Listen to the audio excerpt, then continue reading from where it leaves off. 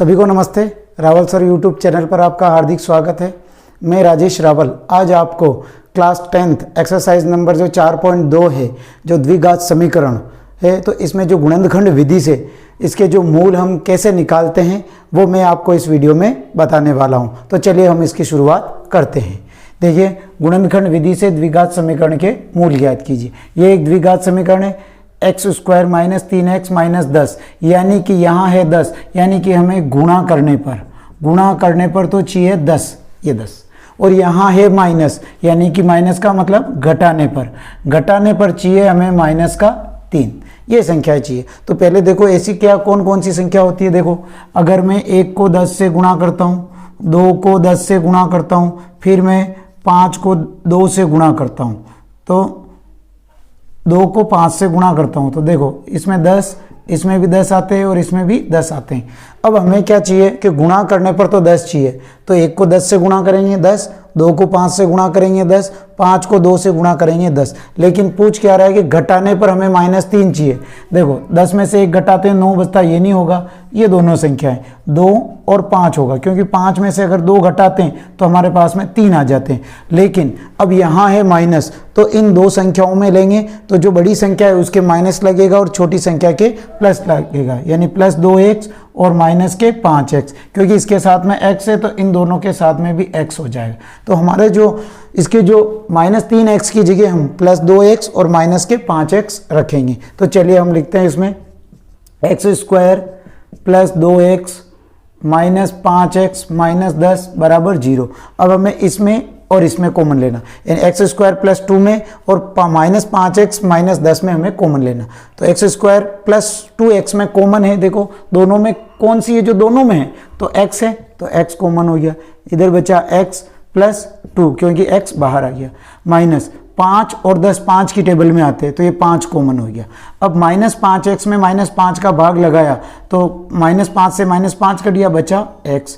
अब माइनस 10 में माइनस 5 का भाग लगाया तो प्लस का 2 बार जाएगा, बराबर 0। ये दोनों कोष्टक सेम है, इन दोनों में से एक लिखेंगे x प्लस 2 और दूसरा हो जाएगा x माइनस 5, तो x माइनस 5 बराबर 0। ये प्लस का है तो x प्लस 2 बराबर 0, x माइनस 5 बराबर 0। तो ये प्लस का है, पक्षांतरण करेंगे, इधर आएगा तो माइनस का 2 और ये माइनस का इधर आएगा तो 5, यानी x बराबर -2 और x बराबर -5 इस द्विघात समीकरण के दो मूल होंगे। सेकंड क्वेश्चन है 2x square plus x minus 6 बराबर 0। तो देखो अब यहाँ पे है 2, यानी कि हम गुणा करेंगे, यानी गुणा किया मैंने 2 × 6, यानी कितना आया 12। यहाँ पे संख्या थी तो हमने इन दोनों का गुणा कर लिया, तो 2 × 12। ऐसी कौन सी संख्या जो गुणा करें तो 12 आ जाए, और फिर यहाँ है माइनस, यानी घटाने पर 1 आ जाए। तो देखो अगर मैं 2 को 6 से गुणा करता हूँ तो 12 आते हैं, 3 को 4 से गुणा करता हूँ तो 12 आते हैं, फिर 4 को 3 से गुणा करता हूँ तो 12 आते हैं,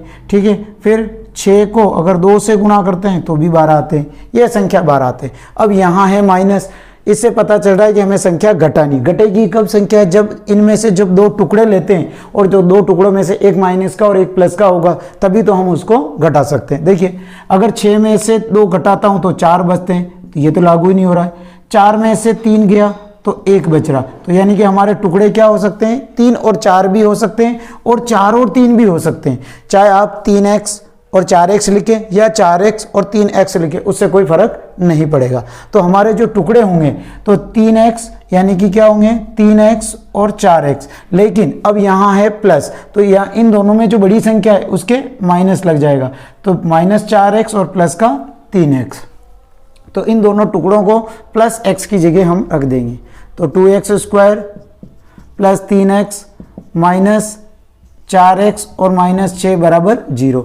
इसमें और इसमें कॉमन, देखिए x कॉमन है तो इधर बचा हमारे पास में 2x प्लस 3 माइनस 4 और 6 2 की टेबल में आते हैं, तो -4x में -2 का भाग लगाया तो प्लस का 2x, -6 में -2 का भाग लगाया तो प्लस का 3 बराबर 0।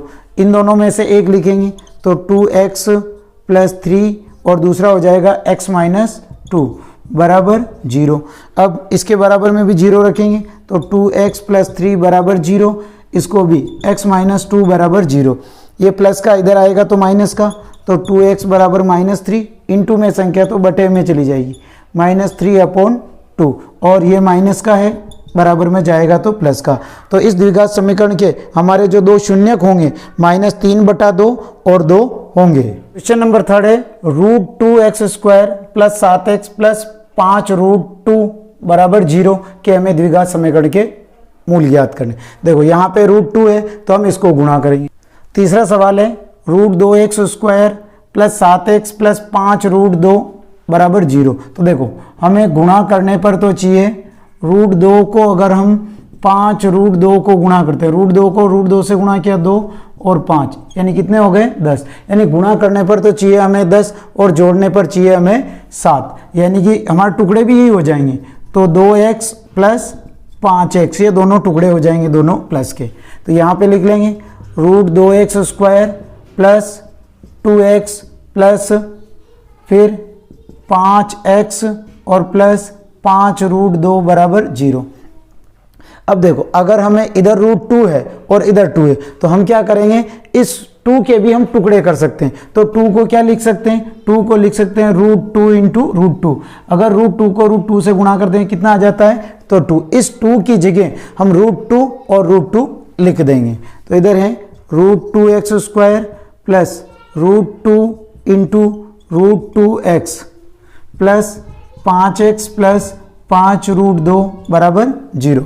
अब हम इसमें और इसमें कॉमन लेंगे। देखो √2 है और इधर भी √2 है, तो √2 एक तो कॉमन हो गया और x भी कॉमन है। अब √2x² में √2 बाहर गया तो x बच गया, और अगर √2x बाहर आ गया तो बचा क्या, √2, और प्लस इसमें 5x + 5√2 में 5 कॉमन है, तो इधर क्या बच गया x, 5 बाहर आ गया तो √2 हो गया। अब देखो √2 लिखने से मतलब ये है कि हमें दोनों कोष्टक सेम चाहिए। अगर ये दोनों कोष्टक सेम होंगे तभी तो हम इसके मूल निकाल सकते हैं। अब इन दोनों में से एक लिखेंगे तो x + √2 और दूसरा हो जाएगा √2x + 5, √2x + 5 बराबर 0। अब इसके बराबर में भी 0 हम x + √2 बराबर 0, तो x बराबर √2 माइनस का, तो प्लस का था माइनस में आ गया। अब हम इसको सोल्व करेंगे, √2x बराबर -5 क्योंकि पक्षांतरण किया। अब ये इंटू में है तो बटे में चला जाएगा, तो -5/√2, यानी कि हमें इसके जो द्विघात समीकरण के जो मूल होंगे -√2 और -5/√2 होंगे। चौथा सवाल है 2x² - x + 1/8 बराबर 0। तो देखो तो पहले हम क्या करेंगे, इसके भी बटा 1 और इसके भी बटा 1, तीनों का एलसीएम लिया हमने 8। 8 में 1 का भाग लगाया 8 बार किया, 8 को 2 से गुणा किया तो 16x² माइनस 8 बार गया तो 8x, और प्लस 8 में 8 का भाग लगाया तो 1 बार गया बराबर 0। अब देखो हमने बटा 1 लगाया, क्रॉस गुणा किया तो 8 को 0 से गुणा किया तो क्या हो गया 0। तो हमारी समीकरण बनी द्विघात समीकरण 16x² माइनस 8x प्लस 1 बराबर 0। अब देखो अब हमें अभाज्य गुणनखंड विधि से हम इसको आराम से सोल्व कर सकते हैं। तो 16 को 1 से गुणा किया, यानी 16 को 1 से गुणा किया तो 16। अब यहाँ है प्लस, यानी ऐसी कौन सी संख्या जो गुणा करें तो 16 आ जाए और जोड़े तो 8 हो जाए। देखो अगर मैं 2 को 8 से गुणा करता हूँ इसमें भी 16 आते हैं, और फिर 3 में आते ही नहीं, फिर 4 को 4 से गुणा करता हूँ 16 आते हैं। देखो 2 और 8 को जोड़ता हूँ तो 10 आते हैं, जबकि हमें कितना चाहिए 8, ये नहीं होगा। और 4 को अगर जोड़ता हूँ तो 8 होते हैं, तो हमारे दो टुकड़े क्या होंगे 4 और 4 होंगे।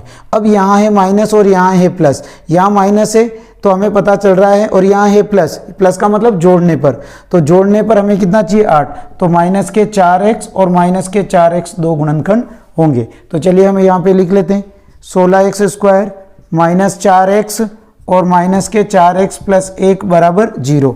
अब हमें इसमें और इसमें कॉमन, 16x² माइनस 4x में कॉमन क्या है, क्योंकि 4 और 16 4 की टेबल में आते हैं, वैसे 2 की टेबल में भी आते हैं, लेकिन वापस हमें उसमें कॉमन लेना पड़ता, इसलिए हम 4x कॉमन ले रहे हैं। तो 4x 16x² में 4x का भाग लगाया तो 4x बार गया, माइनस 4x में 4x का भाग लगाया तो 1 बार, माइनस 4 और 1 किसकी टेबल में आते हैं? 1 की टेबल में। तो -4x में -1 का भाग लगाए तो 4x और +1 में -1 का भाग लगाए तो -1 बराबर 0।